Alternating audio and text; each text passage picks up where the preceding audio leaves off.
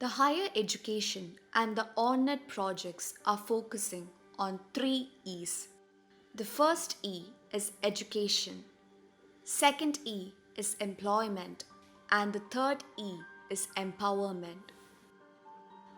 We believe that by focusing well on the education and employment, the empowerment will take care of itself. So, the projects are focusing a lot in the employment sector in addition to education.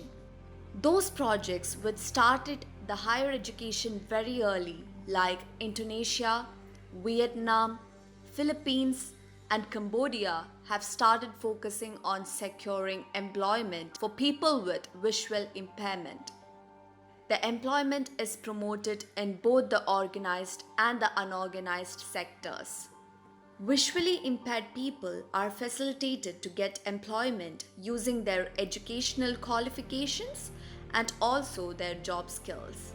Unlike education, it is very difficult to get employed because at the first level, the employers have to be convinced that the visually impaired people can do a good job. After the orientation and convincing the employers, our experience is that visually impaired people impress their employers. Here, we provide some statements of those employers who employed visually impaired people in various capacities, and in fact, we want to have more visually impaired people on their workforce. ICEVI and ONNET projects are pleased that the visually impaired individuals have gained the confidence of the employers, that is providing a lot of hope to other visually impaired people, also in securing successful employment opportunities. Mark Stanford Cruzy, founder of Donkey Bakery, Vietnam speaks. No, they're not people with disabilities, they're people with great ability. Oh yeah, great ability. And another advantage is that they have a very strong commitment to the company.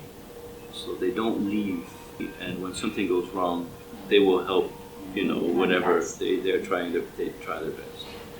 So this commitment you don't find with people that have all senses. They come, they learn, and they go.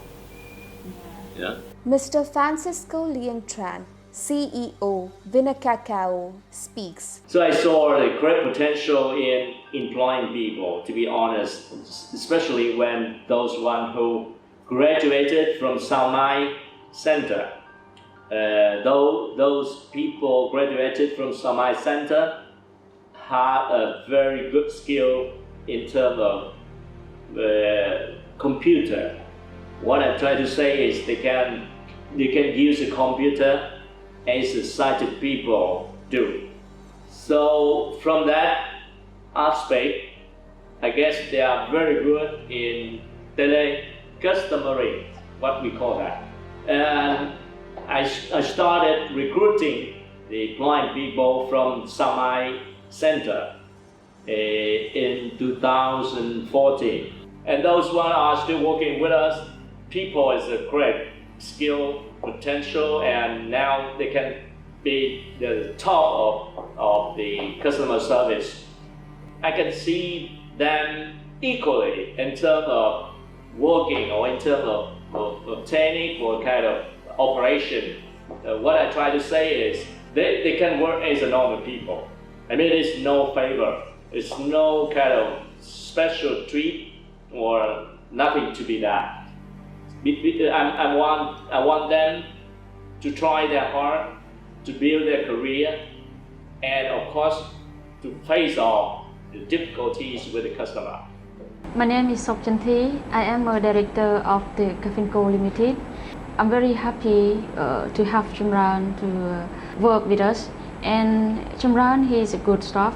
Before I recruit him, I also check his information or through his CV, and I also interested to him because of he don't hesitate to apply a job at my company. Caroline Austria, supervisor, Positive Waste Solutions Incorporated, speaks. It's the first time I handled visually impaired person.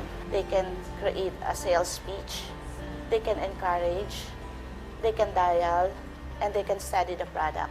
So what's the difference? And they're using phone to communicate. Hindi naman nila kailangan humarap doon. So give them a chance.